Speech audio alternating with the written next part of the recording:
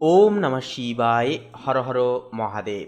নমস্কার প্রিয় দর্শক বন্ধুগণ, ধনুরাশি তথা ধনু লগ্নের জাতক এবং জাতিকাদের জন্য এই চলরত এপ্রিল মাসের পুরোপুরি 5ই এপ্রিল থেকে শুরু করে 10ই এপ্রিল এই যে সময়কালটি, এই সময়কালে কিন্তু ধনুরাশির সাপেক্ষে লক্ষ্য করা যাচ্ছে যে ধনুরাশির চতুর্থ ঘরে সূর্য এবং শনি মহারাজ কিন্তু একইভাবে অবস্থান করছে, একই ঘরে যুগ্মভাবে, যা এই সময় কিন্তু আপনার পারিবারিক পরিকাঠামো এবং মানসিক সুখের স্থানে গভীর শৃঙ্খলা ও তেজ কিন্তু বয়ে নিয়ে আসবে। তাছাড়াও তৃতীয় ঘরে বুধ, মঙ্গল এবং রাহুর যে শক্তিশালী উপস্থিতি, যা নির্দেশ করছে যে আপনার সাহস, যোগাযোগ এবং ছোট ভাই বোনদের সাথে সম্পর্কের ক্ষেত্রে এক ধরনের বৈপ্লবিক পরিবর্তন আসবে। পঞ্চম ঘরে আপনার রাশির অধিপতি বৃহস্পতির মিত্র ক্ষেত্রেও এবং সেখানে সূর্যস্থ শুক্রের যে অবস্থান, যা কিন্তু আপনার প্রেম এবং সন্তান পাশাপাশি সৃজনশীল চিন্তাধারাকে অত্যন্ত মার্জিত এবং আনন্দদায়ক করে তুলবে। এছাড়াও সপ্তম ঘরে দেবগুরু বৃহস্পতির অবস্থান আপনার সামাজিক ও বৈবাহিক জীবনে শুভ প্রভাব বিস্তার করতে চলেছে এবং নবম ঘরে কেতুর অবস্থান আধ্যাত্মিক অনুসন্ধিংসুকে বাড়িয়ে দিচ্ছে।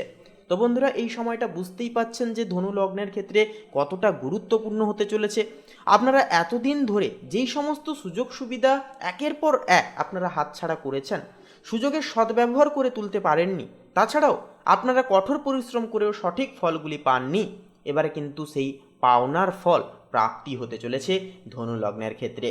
কারণ গ্রহ নক্ষত্রের অবস্থান কিন্তু অনেকটাই পরিবর্তন হতে ইতিমধ্যেই দেখা গেছে, যার কারণে কিন্তু এক বিস্ময়কর পরিবর্তনশীল একটা প্রভাব জীবনে পেয়ে যেতে পারবেন। তাই বলি, আজকের এই আপডেটটি শুরু থেকে শেষ পর্যন্ত সম্পূর্ণভাবে অবশ্যই আপনারা পুরোপুরি দেখতে থাকুন। সম্পূর্ণ আপডেটটি দেখে বন্ধুরা ভালো লাগলে অবশ্যই একটি লাইক দিয়ে কমেন্টে শ্রদ্ধা এবং ভক্তি জ্ঞাপন করে একটিবার অবশ্যই লিখে যাবেন ওম নমঃ শিবায়, হর হর মহাদেব, জয় দেবাদিদেব মহাদেবের জয়, অবশ্যই কমেন্ট করে লিখে জানাতে ভুলবেন না। তাছাড়াও আমাদের এই ভাগ্যবিচার চ্যানেলটিকে সাবস্ক্রাইব করে অবশ্যই বলবো পাশে থাকবেন। তো চলুন আজকের এই আপডেটটি শুরু করা যাক। প্রথমে বলি পারিবারিক জীবনের ক্ষেত্রে দেখুন, এই যে সময়কালটি ধনুরাশির পারিবারিক দিক থেকে কিন্তু অনেকটাই স্থিতিশীল এবং গাম্ভীর্যপূর্ণ থাকতে দেখা যাবে। চতুর্থ ঘরে সূর্য ও শনির অবস্থান নির্দেশ করছে যে বাড়ির বড়দের দায়িত্ব গ্রহণ বা স্থাবর সম্পত্তি সংক্রান্ত কোনো গুরুত্বপূর্ণ সিদ্ধান্ত নেওয়ার জন্য এটি একটি পরম উপযুক্ত সময় হবে। মায়ের স্বাস্থ্যের প্রতি এই 5টি দিন একটুকু নজর দেওয়াটাও কিন্তু প্রয়োজন হয়ে উঠবে। এছাড়াও তৃতীয় ঘরে মঙ্গল ও রাহুর প্রভাবে প্রতিবেশীদের সাথে, ভাই বোনদের সাথে কথা বলার সময় বলবো মেজাজকে নিয়ন্ত্রণ করে চলা যথার্থভাবে জরুরি, কারণ আপনার বাণীর তীব্রতা সামান্য ভুল বোঝাবুঝি তৈরি করতে পারে। তবে সপ্তমস্ত বৃহস্পতির প্রভাবে জীবনসঙ্গীর পরিবারের দিক থেকে কিন্তু বিশেষ সম্মান বা সাহায্য একটা পাওয়ারও কিন্তু যোগ দেখা যাবে এই সময়, যা আপনাদের কাঠিন্যতাকে অনেকখানি কাটিয়ে তুলবে সাপোর্ট পাওয়ার দরুন। প্রেম এবং দাম্পত্য সম্পর্কের ক্ষেত্রেও কিন্তু এই সময়টি ধনুরাশির জন্য এক স্বর্ণালী পর্যায় হয়ে উঠবে। পঞ্চম ঘরে শুক্র উচ্চস্থ হওয়ার কারণে রোম্যান্টিক জীবনে এক অনন্য মাধুর্য ও আভিজাত্য ফিরে আসবে। যারা নতুন সম্পর্কের সন্ধানে আছেন, আপনাদের জন্য এপ্রিল মাসের এই যে শুরুটা অত্যন্তই শুভকাতর হয়ে উঠবে।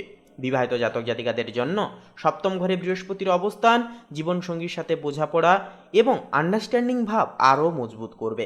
আপনারা একে অপরের প্রতি আরও বেশি দায়বদ্ধতা অনুভব করবেন, দায়িত্ববান অনুভব করবেন। তবে চতুর্থস্থ যে শনির একটা প্রভাব থাকছে, যার প্রভাবে কিন্তু ঘরোয়া কোনো পুরনো বিষয় নিয়ে সঙ্গীর সাথে সামান্য গাম্ভীর্য হতে পারে, যা আলোচনার মাধ্যমে বলবো মিটে যাবে। কর্মজীবনের ক্ষেত্রে আপনি কিন্তু এই সপ্তাহে অত্যন্ত সাহসী এবং কৌশলী হিসেবে নিজেকে প্রমাণ করতে পারবেন। তৃতীয় ঘরে মঙ্গল ও বুধের সহাবস্থান নির্দেশ করছে যে যারা মার্কেটিং, লেখালেখি, টেলিকম বা যান্ত্রিক কোনো কাজের সাথে যুক্ত, আপনাদের জন্য এটি একটি অত্যন্ত লাভদায়ক সময় হবে। আপনার যোগাযোগ দক্ষতা তথা কমিউনিকেশন স্কিল এই সময় আপনার সবচেয়ে বড় অস্ত্র হয়ে উঠবে।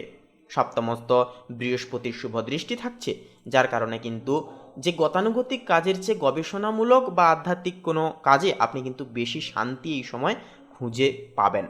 পাশাপাশি আর্থিক দিক থেকেও কিন্তু 5 তারিখ থেকে 10 এপ্রিলের এই যে বিশেষ সময়কালটি ধনু রাশির জন্য যথেষ্ট ইতিবাচক ফল দিতে চলেছে।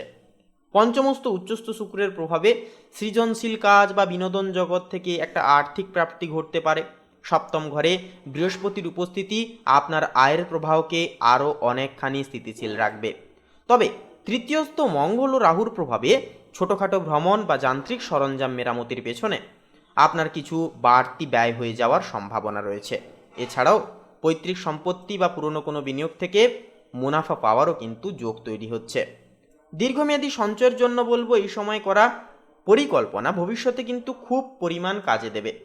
শারীরিক এবং মানসিক স্বাস্থ্যের ক্ষেত্রে কথা বলতে গেলে দেখুন, শারীরিক এবং মানসিক স্বাস্থ্যের ক্ষেত্রে কথা বলতে গেলে কিন্তু এই সময় আপনার কান, গলা এবং একান্তই কিন্তু বুকের নিম্নাংশের প্রতি বিশেষ নজর দিতে হবে। তৃতীয় ঘরে অগ্নিতত্ত্বের মতো তেজস্বী গ্রহদের প্রভাব থাকছে, যার কারণে কিন্তু সামান্য সর্দি কাশি বা স্নায়বিক অস্থিরতা ভাব একটা দেখা যেতে পারে। চতুর্থ ঘরে শনি ও সূর্যের অবস্থান নির্দেশ করছে যে হাড়ের জয়েন্ট বা পিঠের ব্যথায় কিন্তু মাঝে মাঝে কষ্ট হতে পারে। মানসিকভাবে আপনি অত্যন্ত আত্মবিশ্বাসী অনুভব করবেন। সপ্তমস্ত বৃহস্পতির প্রভাবে আপনি কিন্তু মানসিকভাবে বেশ ধীর স্থির এবং অনেকটাই কিন্তু নিয়মানুবর্তিতা সহকারে চলতে বেশি পছন্দ করবেন। নিয়মিত প্রাণায়াম এবং সময় মতো বিশ্রাম আপনার জীবনশক্তিকে কিন্তু এই সময় অনেকটাই অটুট রাখতে এবং শক্তিশালী রাখতে অনেকখানি সাহায্য করবে। তো বন্ধুরা, সামগ্রিকভাবে বলা যায় যে 5ই এপ্রিল থেকে 10ই এপ্রিলের এই যে সময়কালটি ধনু লগ্নের জন্য সাহস এবং পারিবারিক ভারসাম্য বজায় ধরে রাখার এক অনন্য ঐতিহ্যশীল সময় হবে। তৃতীয় ঘরের শক্তিশালী গ্রহপুঞ্জ আপনাকে জয়ী করার প্রেরণা দিলেও চতুর্থস্থ শনি আপনাকে ধৈর্য ধরে চলতে অনেকটাই শেখাবে। ডিসিপ্লিন কি সেই বিষয়ে আপনাদেরকে ক্লাস দিবে বা শেখাবে। পঞ্চমস্থ উচ্চস্থ শুক্র আপনার জীবনে প্রেম ও আনন্দের ছাস বয়ে নিয়ে আসবে এবং এই সপ্তাহে আপনার প্রধান শক্তি হবে আপনার স্পষ্টবাদিতা এবং সৃজনশীলতা। তাই বলি, পরিস্থিতির চাপে বিচলিত না হয়ে প্রত্যেকটি পদক্ষেপ অত্যন্ত দৃঢ়তার সাথে অবশ্যই ফেলুন। তো বন্ধুরা, প্রতিকার হিসেবে কয়েকটি কাজ বলবো। অবশ্যই প্রত্যহ দিনে সকালে আপনারা 10টা মিনিট মেডিটেশন করবেন। সাধ্য অনুসারে দান ধ্যান অবশ্যই করবেন। এই সময়কালে গ্রহের একটা নেতিবাচক প্রভাব দূর হবে। তাছাড়াও আপনারা জলাশয়ে মাছের, অবশ্যই মাছকে আপনারা যে কোনো প্রকারের খাদ্য আপনারা খাওয়াবেন। গম, ভুট্টা কিংবা অন্যান্য যে কোনো দানা জাতীয় খাবার আপনারা দেবেন। এর ফলে কিন্তু গ্রহের নেতিবাচক প্রভাবগুলো দূর হবে। তাছাড়াও বন্ধুরা, যে কোনো কাজে, শুভ মাঙ্গলিক কাজে বেরোনোর পূর্বে অবশ্যই সবুজ কিংবা কমলা রঙের কোনো রকম কোনো রুমাল অবশ্যই পকেটে কিংবা সঙ্গে সঙ্গে রাখবেন। প্রত্যেকটা কাজ সিদ্ধ হবে, আপনারা বাধা বিপত্তি থেকে বেরিয়ে আসতে পারবেন। বন্ধুরা, এই কয়েকটি নিয়ম আপনারা অবশ্যই মানুন। দেখবেন গ্রহ নক্ষত্রের যে স্থিতিশীল অবস্থান থাকছে তা কিন্তু আপনাদেরকে শুভ মাঙ্গলিক ফল এই সময় পাইয়ে দেবে। তো বন্ধুরা, আজকের এই পর্বটি আপডেটটি এই পর্যন্ত।